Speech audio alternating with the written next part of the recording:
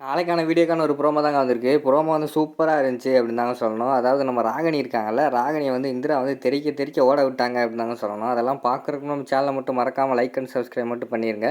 First எடுத்தோன்னே இந்திரா, ராகினி 2 பேரும் மட்டும் பேசிக்கிட்டு இருக்கிற மாரி தான் காட்டிக்கிட்டு இருக்காங்க.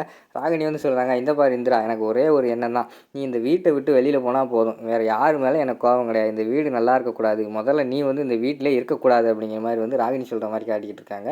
இப்போ என்ன பண்ண சொல்றீங்க அப்படிங்கிற மாரி வந்து நம்ம இந்திரா கேட்குறாங்க. அதான் நீ இந்த வீட்டை விட்டு வெளியில் போ, உனக்கு எவ்வளோ பணம் வேணுமோ கேளு, அவ்வளோ பணத்தை நான் உனக்கு கொட்டி தீர்த்துறேன் அப்படிங்கிற மாதிரி சொல்கிறாங்க. என்னது, பணம் கொடுக்க போகிறீங்களா? யார் வீட்டு பணத்தை யார் கொடுக்க போகிறீங்க? நீங்களே இங்கே ஓசிச்சோறு, உங்களே இங்கே சும்மா வெட்டியாக உட்கார வச்சு சாப்பாடு போட்டுக்கிட்டு இருக்காங்க, நீங்களே ஒட்டிக்கிட்டு அலையிறீங்க இங்கே இருக்கிற ஆளுகளோட அப்படிங்கிற மாதிரி சொன்னோம். ராகினிக்கு வந்து மூஞ்சி செத்தே போச்சு.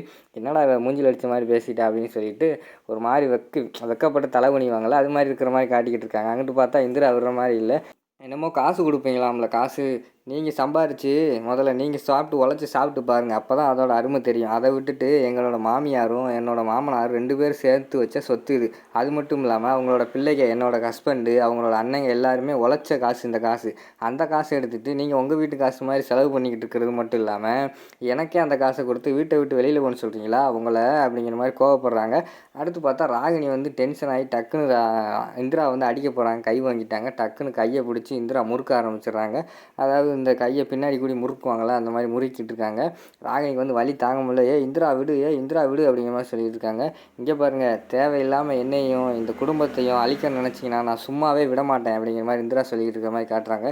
இந்திரா வலிக்குது விடு அப்படிங்கிற மாதிரி சொல்லிட்டு அவங்க கையை பிடிச்சிக்கிட்டு இருக்கிற மாதிரி காட்டிக்கிட்டு இருக்காங்க.